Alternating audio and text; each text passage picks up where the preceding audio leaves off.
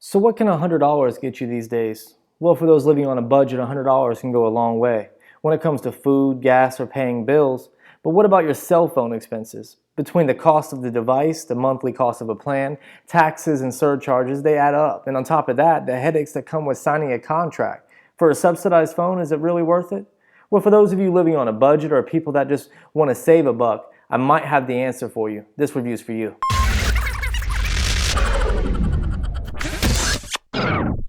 What's up, everybody? OT for Tech here, and today we're going to be taking a look at the Verizon Motorola Moto G, available at Verizon stores and Best Buy for $99.99 without contract and currently available on Verizon's prepaid service. Unfortunately, this phone does not come with a SIM card or the ability to house a SIM card for that matter. Therefore, you'll not be able to activate it on your current line if it's under contract. Once you buy it though, you go through the quick setup activation process or call Verizon themselves, and it's like a step back in time. Taking a look at the packaging, you can see it comes in a plastic shell rather than the cardboard box that the GSM model comes in. The packaging was actually difficult to get into as I had to use scissors, but make sure you don't cut your fingers on the plastic after you start cutting with the scissors. If you have ever purchased a prepaid phone at a retail store, you'll be very familiar with this kind of packaging and how to open it. And let's go ahead and take a look at what comes inside, and as you can see, it's a lot of paperwork, including Verizon literature such as activation instructions, service guides, customer agreement information about radio frequencies, and Motorola's product safety and warranty information. You also get a white charger with the wall unit that does not have a removable data cord. This is a little bit different in the GSM version, considering the GSM version comes with a data cable but not a wall charger, and it's reverse in this instance. It's also important to add that with this charger, if you use it to charge other Android devices that have a higher end battery, it takes longer to charge. Taking a look at the Moto G, the first thing you'll notice is that it looks a lot like the Moto X, except with the matte black finish on the back. And it actually has the same feel in the hand as the Moto X, but we'll get more into the design and comparison of that later. Let's go ahead and remove the plastic screen protector from the phone and power it on. The volume buttons on the side are the same layout as the Moto X in the Droid lineup, which is actually on the right side of the phone. And as you can see, the boot process on this phone is the same as the Moto X. And once it's powered on, the setup installation is similar to the Droid lineup in the Moto X, depending on the firmware that your Droid is running. Onto the design of the phone. The front of the phone houses the 4.5-inch Gorilla Glass 3 IPS display with a much larger bezel than the Moto X, and this is due to the decrease in size of the display. You will also notice a 1.2 megapixel camera, a proximity sensor, and an LED notification light with a front speaker grill. It's also important to add that this phone is coated in a nano coating to aid in water resistance. The rear of the phone is made of a matte black hard plastic finish, which shows fingerprints quite badly. It also has the same dimple as the Moto X, and it has a LED flash 5 megapixel rear camera with a silver accent. Taking a look at the side of the phone, there's not much to look at due to there nothing being over here on this side. There are no buttons or a SIM card slot on this side of the phone. But at the top of the phone, you will find a microphone which aids in noise cancellation and a 3.5mm headphone jack.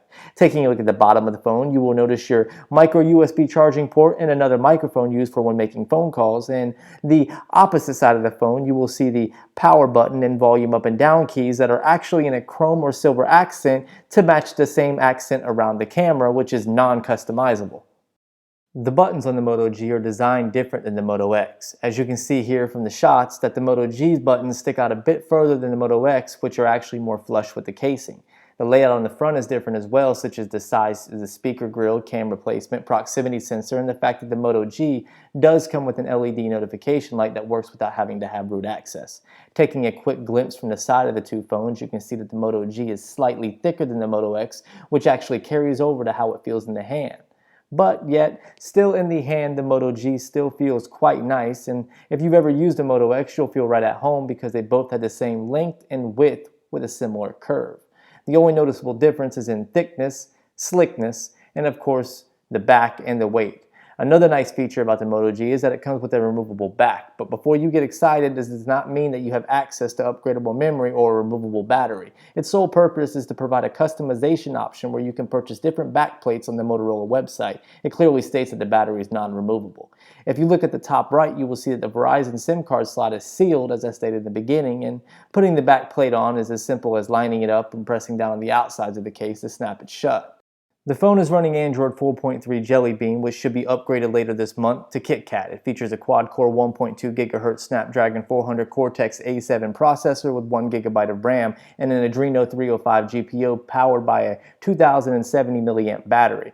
It has 8 GB of onboard memory for storage, but also comes with 50 GB of free space in Google Drive for 2 years. This phone does not have LTE capability, therefore will run on Verizon's CDMA network, which is actually ridiculously slow. The phone performs very well with every task that I threw at it, with minimal stutter or lag, and this includes things such as browsing the web, watching movie trailers, playing games with moderate frame rates. This is thanks to the amount of power behind this cheap device and the fact that it's running a near stock version of Android. And as you can see here, viewing in daylight looks well with minimal dimness, and this is through a camera lens and on automatic brightness. Viewing angles are also decent with minimal color loss, and gameplay is excellent using the gyroscope during games with excellent responsiveness, and as I stated before, I experienced no lag or stutter when playing games.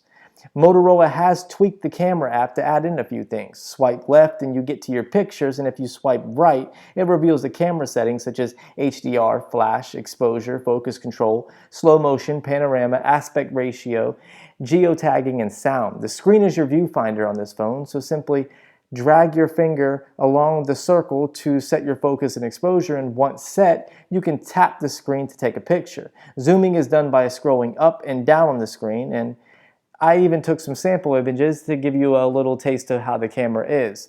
The image processing did help when the images were oversaturated, the colors were not accurate, and recording video is also great for the phone for this price, but not quality of flagship devices. Although similar in design to the Moto X, there are a few things you do not get on the Moto G.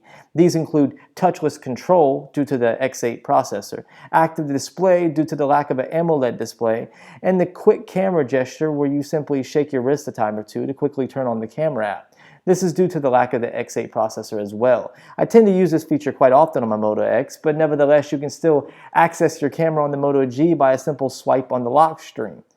So what are my overall thoughts on the Moto G, and how do I feel about the Moto G? For people on a budget and want the most affordable option and a good phone on prepaid, I think this is an excellent phone and a heck of a deal, especially considering you get the Verizon coverage that contract customers get as long as you stay within the nation. The battery life is good and gets me through the day, and the processing power, although minimal on paper, due to the nearly vanilla experience of Android, is more than enough to do the most basic or moderate task. The camera is not the best, but for $99 it's hard to find a standard point and shoot that could take better.